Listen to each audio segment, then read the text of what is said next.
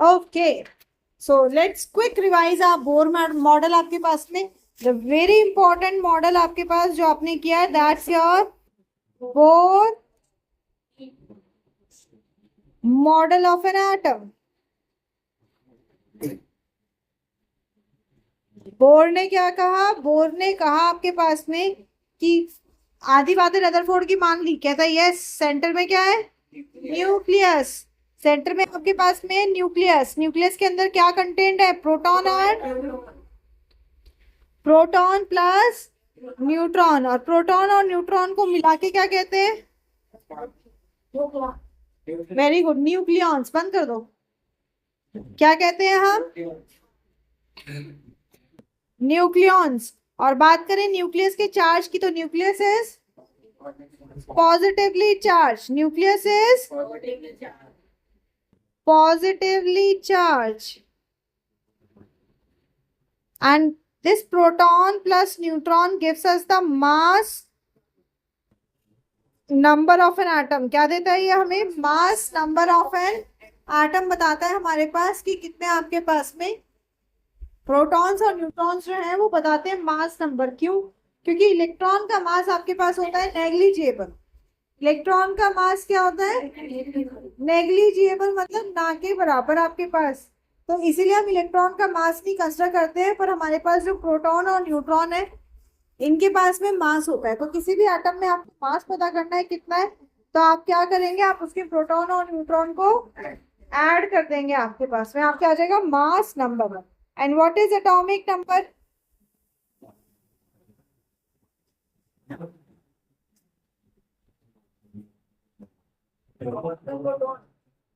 Atomic number is number of proton, and proton are always equal to electron because atom आपका electrically neutral होता है।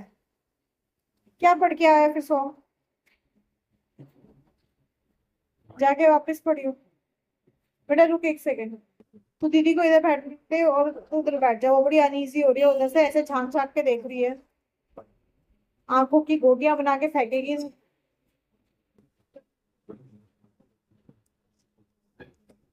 Yes Kunal, you also have to go, क्योंकि आप दोनों एक ही कर रहे हैं।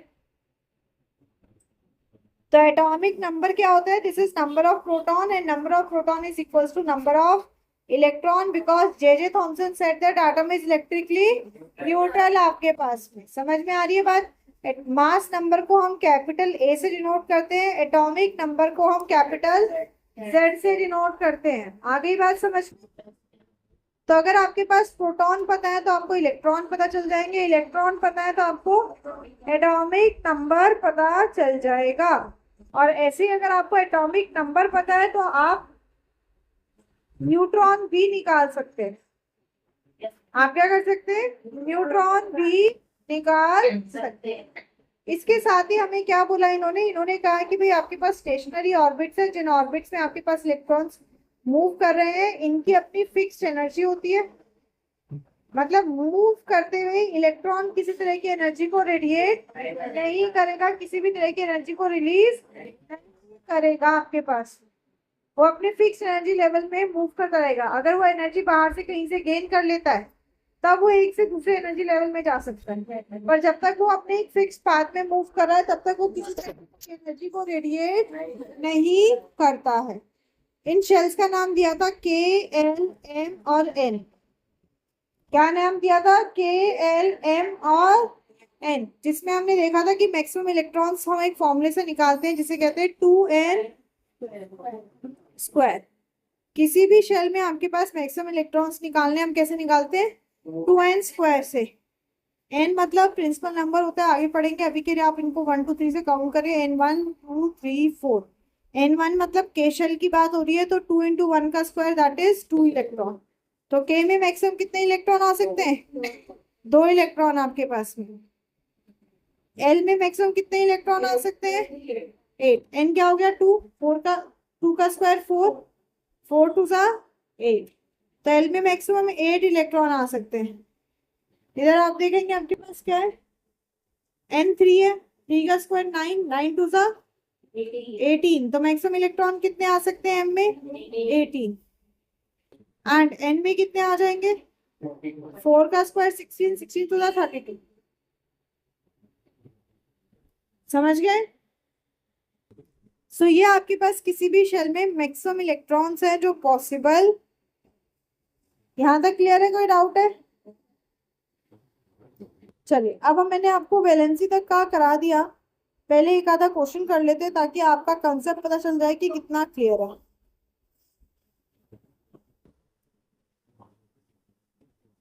ओके। किसी भी एलिमेंट की नोटेशन क्या होती है? कोई भी एलिमेंट है, कैपिटल लेटर से उसको लिखते हैं। ऊपर की तरफ लिखते हैं हम मास नंबर को और नीचे की तरफ लिखते हैं हम एटॉमिक नंबर को। से यू हैव कार्बन, कार्बन का मास नंबर 12, एटॉमिक नंबर। ठीक है, ये तरीका है आपके पास में इसको लिखने का। चलिए पहले कुछ क्वेश्चन करते हैं।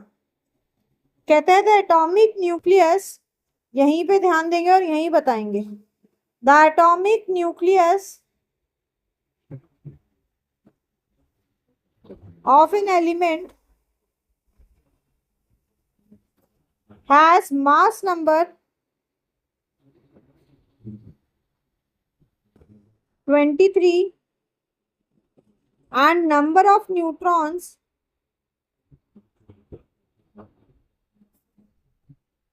12. Find atomic number. बताओ। क्वेश्चन है कि आपके पास में एक न्यूक्लियस है जिसका मास नंबर 23 है, मास नंबर 23 है और न्यूट्रॉन्स 12 है। कहता है बताओ प्रोटॉन, सॉरी, एटॉमिक नंबर कितना होगा? बताओ जी।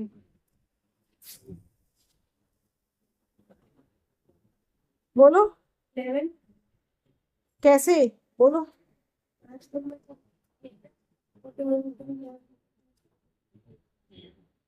मास नंबर कितना है? Mass number is 23। ठीक है, आगे।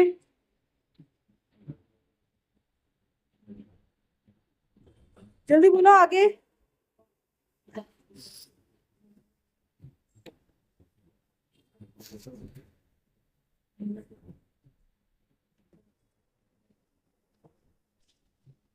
मास नंबर 23 दिया होगा। Mass number is proton plus neutron. अब क्या कह रहा है आपके पास में कि भाई मास नंबर 23 है और न्यूट्रॉन 12 है,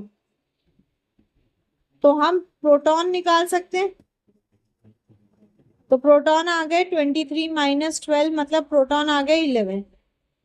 प्रोटॉन आ गए 11 आपके पास में। कहता है एटॉमिक नंबर बताओ। तो एटॉमिक नंबर क्या होता है? Atomic number is equals to number of protons. मतलब कितना आ गया? 11 आ गया एटॉमिक नंबर आपके पास। अब अगर कहता है कि आइडेंटिफाई द एलिमेंट ऑल्सो या आइडेंटिफाई द एटम, तो मैंने आपको आखिरी 2 क्लास में सिखाया था इनको लर्न करना। तो दिस इज सोडियम जिसका एटॉमिक नंबर होता है 11।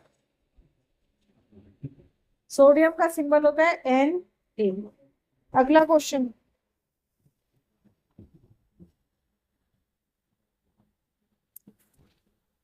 कहता है mass number of an element is 39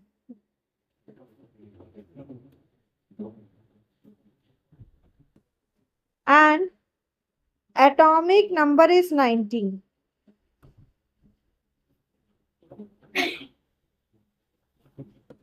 Find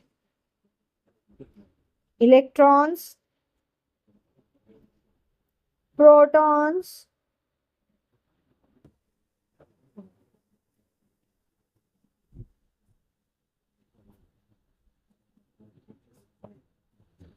neutrons and nucleons.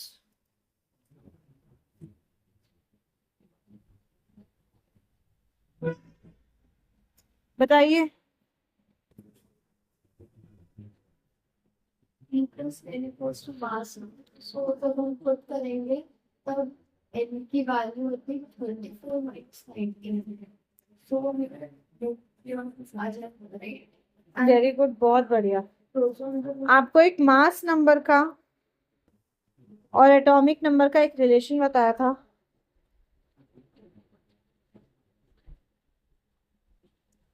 That was atomic number equals to, नहीं sorry, mass number equals to atomic number plus N neutron. Mass number equals to atomic number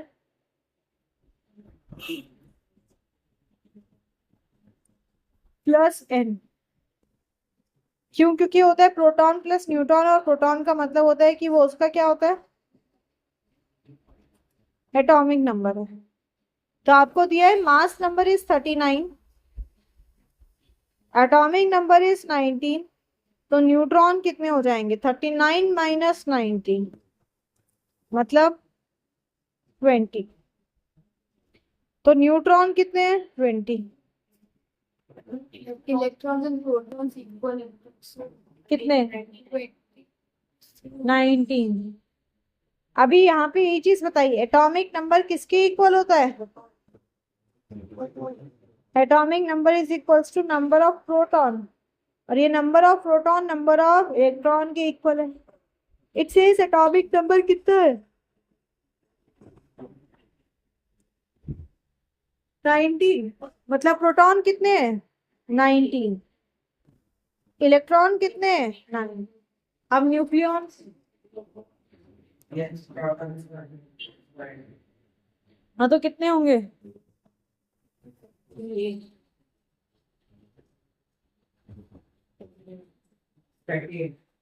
30 कैसे? 38 कैसे?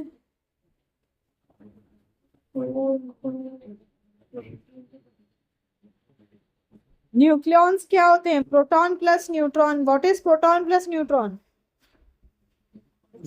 मास number यार। Mass number कितना है? 39। सो nucleons कितने हैं?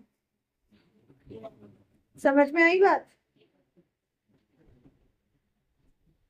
तो valency वाले पे आ जाओ अब। हमने वैलेंसी किया था, वैलेंसी क्या है आपके पास में कि नंबर ऑफ इलेक्ट्रॉन्स जो आप ले रहे हो या दे रहे हो, दैट इज वैलेंसी। वैलेंसी क्या है? नंबर ऑफ इलेक्ट्रॉन्स जो कि आप किसी से ले रहे हो या फिर आप दे रहे हो, उसे कहते हैं हम,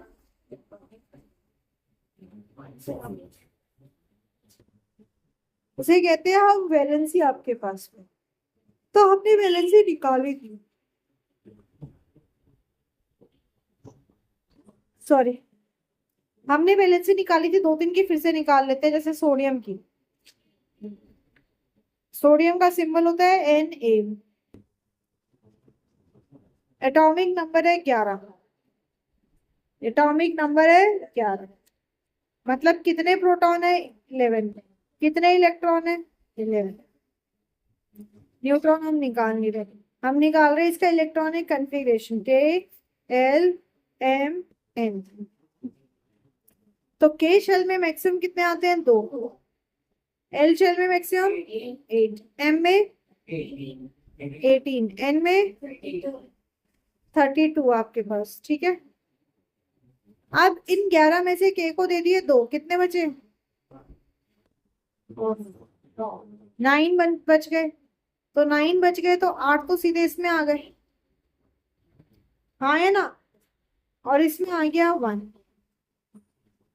ठीक है। टोटल इलेक्ट्रॉन कितने थे? 11। 11 में से 2 आ गए इसके पास में, बचे कितने? 9।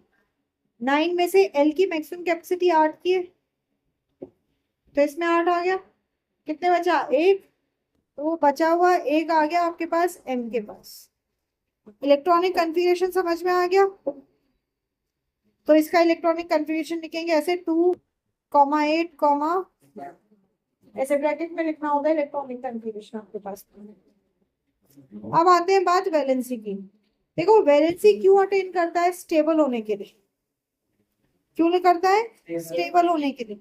और स्टेबल कब होता है? जब उसके पास ऑक्टेट हो जाता है, मतलब अपने वैलेंस शेल में, that is your outermost shell, उसके पास कितने इलेक्ट्रॉन हो? 8 इलेक्ट्रॉन। चाहे कौन सा भी आउटरमोस्ट शेल है, एल है या एम है या एन है, आउटरमोस्ट शेल में कितने इलेक्ट्रॉन हो, 8 हो आपके पास। अब यहाँ देखो, तो इस हिसाब से अगर हम देखें, तो अगर आपको एम शेल को कंप्लीट फिल करना है तो कितने इलेक्ट्रॉन चाहिए, 7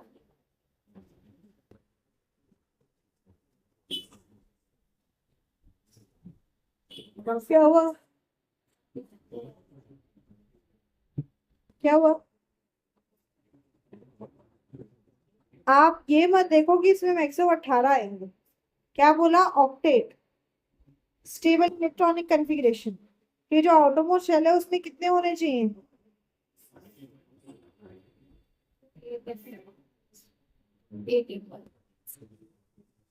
18 तो उसको कितने चाहिए पूरा भरने के लिए, 7, और पूरा खाली करने के लिए 1 देना पड़ेगा। अब बेटे क्या आसान है, 7 लेना या 1 देना, 1 देना आसान है कि नहीं। तो उसकी वैलेंसी क्या हो जाती है, 1, वैलेंसी क्या हो गई, समझ में आ गई बात।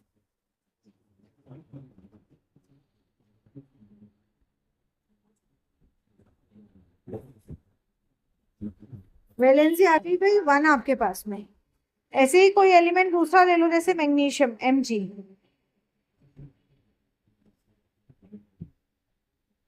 मैग्नीशियम का एटॉमिक नंबर 12, मतलब कितने प्रोटॉन, 12, कितने इलेक्ट्रॉन, तो अब इलेक्ट्रॉनिक कन्फिग्रेशन करें तो के में मैक्सिमम कितने आ सकते हैं, 2, एल में मैक्सिमम, और फिर एम में क्या, बेटा जब आप इलेक्ट्रॉनिक कन्फिग्रेशन कर रहे हैं तो अब आप देखेंगे ना कि उसका ऑक्टेट बने, तब आप ये नहीं देखेंगे मैक्सिमम 18 आ रहे हैं, आप देखेंगे मैक्सिमम 8 आ रहे हैं, क्योंकि आगे आप पढ़ेंगे कि आपके पास में KLMN के अंदर भी SPDF होते हैं, तो उसमें भी इलेक्ट्रॉन डिवाइडेड होते हैं हमारे पास में। इसीलिए हम एक शेल को कंसिडर करेंगे जो कि हमें स्टेबल इलेक्ट्रॉनिक कॉन्फ़िगरेशन देगा, मतलब आउटर मोस्ट शेल में 8। आप बताओ एम में कितने आएंगे,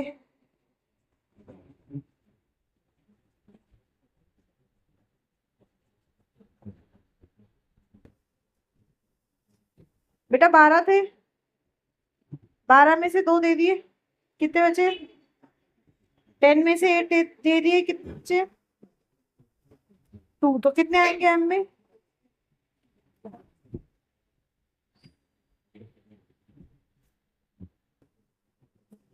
बोलो क्या हो गया, इसके पास कितने इलेक्ट्रॉन है डिस्ट्रीब्यूट करने के लिए, 12, 12 में से कितने डिस्ट्रीब्यूट हो गए, कितने,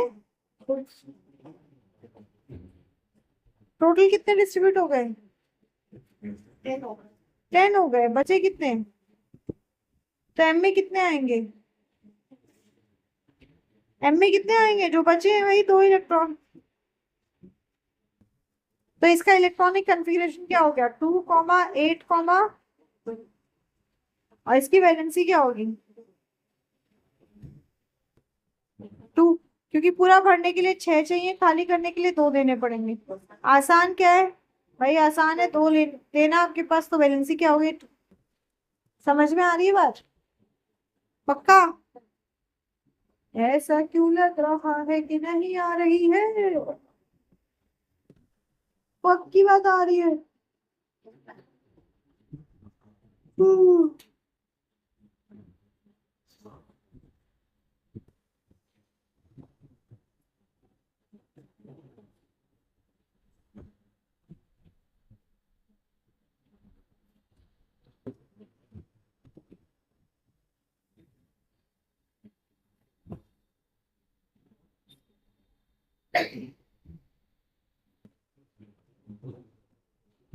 अब अगर मान लो आपके पास एटॉमिक नंबर 19 है, कितना है, तो प्रोटॉन कितने, इलेक्ट्रॉन, अब इलेक्ट्रॉनिक कन्फिग्रेशन के शेल में कितने आएंगे, 2, एल में, एम में,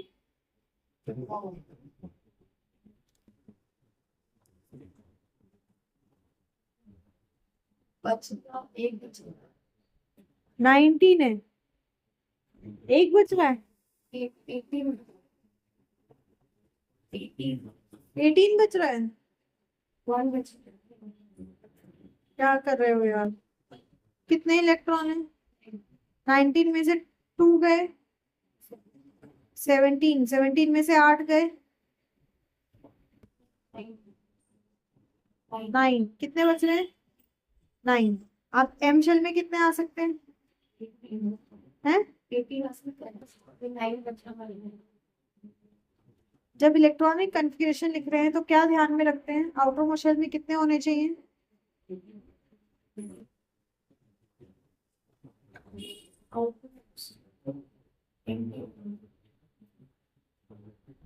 आद्या जो बोल उसको ध्यान से सुनो। आपको मैंने अभी बताया इलेक्ट्रॉनिक कन्फिग्रेशन जब आप लिख रहे हैं, इलेक्ट्रॉनिक कन्फिग्रेशन आप जब लिख रहे हैं तब आपको एक चीज बताई जिसे ऑक्टेट रूल कहते हैं, कि अपने आप को स्टेबल करने के लिए ऑक्टेट रूल को फॉलो करते हैं। तो उस ऑक्टेट रूल के हिसाब से आउटर मोशन में कितने इलेक्ट्रॉन होने चाहिए?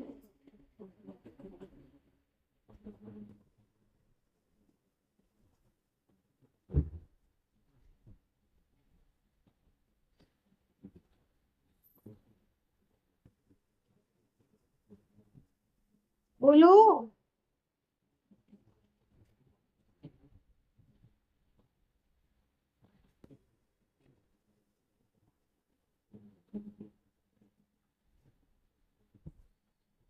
एम में कितने आएंगे? एम ऑर्बिटल में अब कितने आएंगे?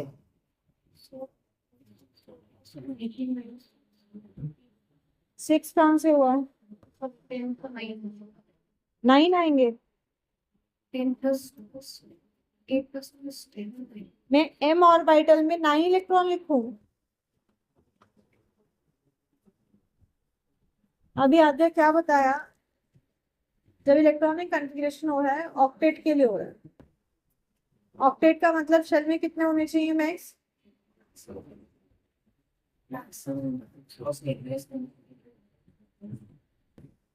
जब ऑक्टेट हो रहा है तब मैक्स इलेक्ट्रॉन कितने होने चाहिए?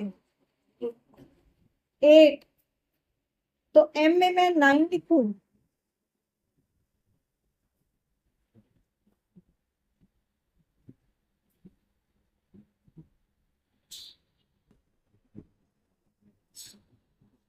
आपको कई बार कहा, दोबारा बता देती हूँ।